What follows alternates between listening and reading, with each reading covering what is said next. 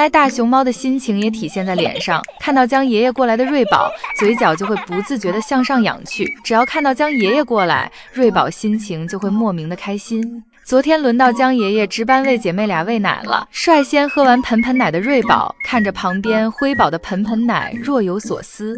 刚要走到盆盆奶旁边，便被江爷爷一把拖了过来。然而第一次没喝到的瑞宝并没有放弃，趁着江爷爷给辉宝摆正姿势的间隙，我们的瑞宝又发起了攻击。没想到江爷爷眼疾手快，把瑞宝拽了回来。被拽回来的瑞宝一边懊恼地摸着自己的头，一边舔着舌头，好像在说：“爷爷，我就再喝一口。”看着不放弃的瑞宝，江爷爷只好先把它放到滑梯上。看到辉宝喝完盆盆奶，江爷爷赶忙收拾战场，防止再次被瑞宝偷袭。而此时的瑞宝正看着江爷爷拿着盆盆奶离开。喝完盆盆奶后的辉宝正慵懒地躺在滑梯上休息，而这时无聊的瑞宝则在四处打量滑梯的构造。只见瑞宝在滑梯处左看看右看看，看半天也没看出什么构造的瑞宝便放弃了这项研究。一会儿无所事事的瑞宝又被开门的声音吸引住了，便爬上小木架准备去查看。刚爬到一半的瑞宝看到江爷爷摆着胳膊进来了，看到爷爷过来，瑞宝立马停住了脚步，微笑着等待爷爷过来。瑞宝这可爱的模样让爷爷忍不住去抱他。等江爷爷走远后，瑞宝还沉浸在爷爷的抱抱中，直到江爷爷在滑梯处呼唤瑞宝，瑞宝才逐渐清醒过来，随后便屁颠屁颠地跑到了江爷爷面前。看到江爷爷从滑梯上滑下去，瑞宝也模仿着爷爷从滑梯上滑下去。滑下去的瑞宝试图抱住江爷爷的腿，没想到被江爷爷的一个跳跃给躲开了。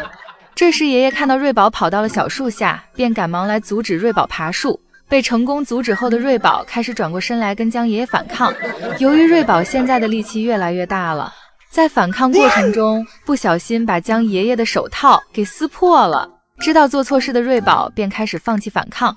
等爷爷走远后，瑞宝还探出小脑袋看了看江爷爷有没有生气。没想到作为高冷的女熊辉宝居然在圣希阿姨面前这么可爱。以前都是瑞宝追着饲养员跑，没想到今天也看到辉宝追着饲养员跑的样子了。看来辉宝更喜欢和小姐姐玩。辉宝抱着圣希阿姨的大腿不想松开，姨姨起身去收拾其他地方的竹子，而辉宝就成了姨姨的小跟屁虫，看辉宝这两步路跑的。而一旁的瑞宝听到妹妹声音后也赶过来帮助妹妹。瑞宝成功给圣希阿姨的路挡住了。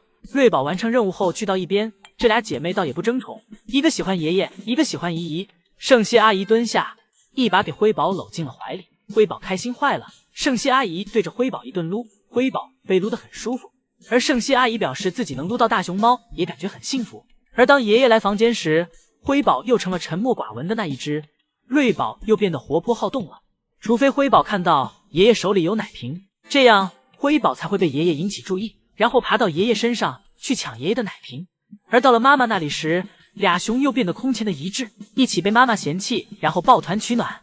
爱宝和乐宝于2020年3月21日完成第一次自然交配，随后爱宝顺利怀孕，6月份时便出现了临产的行为和征兆。但此时韩国这边并不知道大熊猫幼崽在出生前该做怎么样的准备，两个爷爷此时也很惆怅。虽然照顾动物已经很多年，但对于大熊猫繁殖，这是两个爷爷第一次经历，也是整个韩国的第一次。于是我国大熊猫中心派出了吴奶爸赶往韩国进行协助帮忙。当时因为正是世界疫情的严重时期，吴奶爸到了韩国后一段时间里只能在宾馆进行工作，爱宝乐园则派人来为吴奶爸送资料。而我国国内的专家也同样为爱宝的怀孕情况所担心着，与吴奶爸一直紧密联系着。而对于爱宝这里也是很紧张，因为这也是爱宝第一次怀孕，第一次生产，第一次当妈妈。当时间到了距离爱宝生产5小时前，爱宝的羊水开始破裂，身体孕前的状况也越加明显。但此时饲养员们也无法对爱宝做过多的干预，所有人在此刻都明白爱宝此时的身体是很痛的。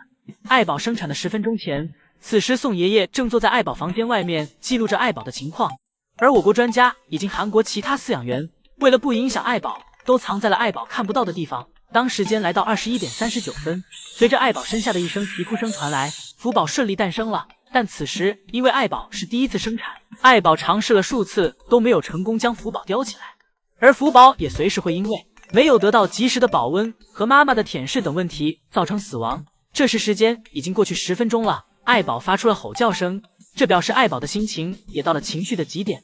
这种情况下，爱宝可能会做出弃崽的行为，我国专家便决定人工育幼。吴奶爸第一时间将福宝取出来，让爱宝的情绪得到缓解。之后，吴奶爸将福宝放到了提前布置好的育儿箱里。当观察到爱宝情绪稳定后，于是便将福宝给爱宝还了回去，尝试让爱宝试着带一下。这一次，爱宝成功将福宝叼到了怀里。而此时，两国的饲养员们这才松了一口气。宋爷爷和韩国其他饲养员都表示很感谢吴奶爸的到来。吴奶爸的到来像是给韩国饲养员们吃了一颗定心丸。宋爷爷表示，看到吴奶爸照顾熊猫幼崽的熟练动作，便知道自己可以依靠他跟随他，感觉没有什么事情是他不能完成的。早上，福宝来到园区，先是来到了自己的小亭子上，给爷爷藏在竹子堆里的窝头找了出来，给其吃掉。吃完窝头后，福宝舔舐自己小餐桌的这个步骤，是福宝每天必不可少的一步环节，也是福宝勤俭节约的标志。一会儿，福宝吃完饭，依依再次排队回来时，福宝已经来到树上睡觉了。除此之外，依依在排队时还发现，爷爷们将室外园区观景竹的围栏全部撤掉了。一会，福宝从树上醒来，在园区转了个圈，来到了依依们所站的玻璃前，和依依们打了个招呼。福宝这算是随机宠粉了。福宝的行为引得窗外的依依们发出阵阵欢呼。一会儿，福宝又跑去后排，又和后排的依依们打了个招呼。福宝是懂宠粉的，宠粉过程中，福宝还不忘检查一下围栏里面的观景竹，看了看有没有稍微鲜嫩一些的。福宝环视一圈，结果令福宝有点失望。而宋爷爷看到福宝的行为后，怕福宝再次爬进围栏里，以防福宝受伤，爷爷喊福宝回来，顺便还给福宝准备了胡萝卜和窝头。福宝来到小亭子上，看到胡萝卜和窝头后，才对观景竹打消念头。前几天，宋爷爷和江爷爷在新书签售会上回答网友们的提问。江爷爷看到一个有趣的问题，想让宋爷爷回答。이 질문 참 재밌네요. 맞아요. 재밌네요. 但此时江爷爷知道宋爷爷啥也没看见，只是在配合自己。江爷爷调皮的让宋爷爷跟网友说一下问题是什么。 질문이 뭔지 한번 해줘보세요. 그런 거잖아요. 아, 어떻게 하셨어요? 와, 대단하시다. 오늘 질문 중에 제일 재밌네요, 이게. 그래, 네. 宋爷爷最后还在给自己圆场，两人凑一起不说相声，真是可惜了。江爷爷解释道，刚才的问题是，如果和福宝一家一起去旅行，最想去的是哪里？宋爷爷表示自己昨天刚想过这个问题。宋爷爷想和福宝一家去海边，当然宋爷爷这样说也是有原因的，因为大熊猫都是生活在山林里，它们栖息的地方是看不到海的。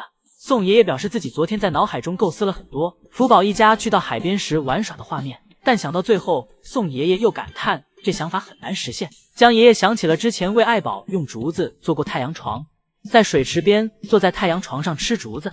江爷爷表示那个画面非常美丽。之后，江爷爷又后悔自己刚才说的这句话了，又赶紧补充道：“爱宝做什么都美丽。” 아유, 또 이런 생각을 얘기하면 안 돼. 아유사님 뭘 해도 예뻐요. 네, 뭘 해도 예뻐요. 예뻐. 之后，江爷爷又找了个问题问到福宝回国后，饲养员们能不能偶尔去见见他？江爷爷转头问宋爷爷什么想法。宋爷爷又开始自己美好幻想，想象着自己在最恰当的时机与福宝碰面的画面。江爷爷表示自己懂宋爷爷什么意思了。宋爷爷问江爷爷自己是什么意思，让江爷爷说一下。푸바오가 성바오를 알아보고 뭔가 또 같이 살 수 없다는 걸 더 아쉬워할 수도 있고 그렇기 네, 때문에 맞습니다. 네, 맞나요? 역시 네. 우리 선배님. 제가 답변을 잘못할까 봐서 큰일. 上周福宝和乐宝可都没有闲着，父女俩除了每天日常的吃饭睡觉以外，那花活更是一个接着一个，每天不重样。就从福宝下树来说，姨姨就给打出了10分，因为满分一共就10分。福宝从树上下来后，福宝来到秋千前，抓着秋千一阵玩耍。爷爷这次做的秋千，福宝躺着不大不小的正合适。福宝拉着秋千的绳子一个旋转，给自己从秋千上转了下来。刚转下来的福宝还有点懵，坐在原地想了想刚才怎么回事。福宝给姨姨们表演着节目的同时，乐宝这边也没闲着，正坐在观景竹前吃着自助餐。自助餐吃完，乐宝还想挑几根打包带走。乐宝在观景竹前转来转去，仔细的挑选着。福宝这边从室内休息完出来后，来到了自己小时候玩的滑梯前，给自己蹭了蹭背，紧接着在园区里开心的翻了2个滚儿，然后一路小跑，再次来到秋千前，对着秋千一顿挥舞。抱着秋千跟姨姨们展示着自己身体的柔软性。做着表演完，福宝又站了起来。福宝这全身上下都是活呀！秋千上表演完，还有福宝的小吊床。福宝在吊床上荡来荡去，展示着自己的完美身姿。福宝脚踩吊床，手拉树干，打算直接爬上去，但是没有成功，输在了腿短。然后福宝又给自己的脾气全撒在了秋千上，最终还是秋千承受了所有。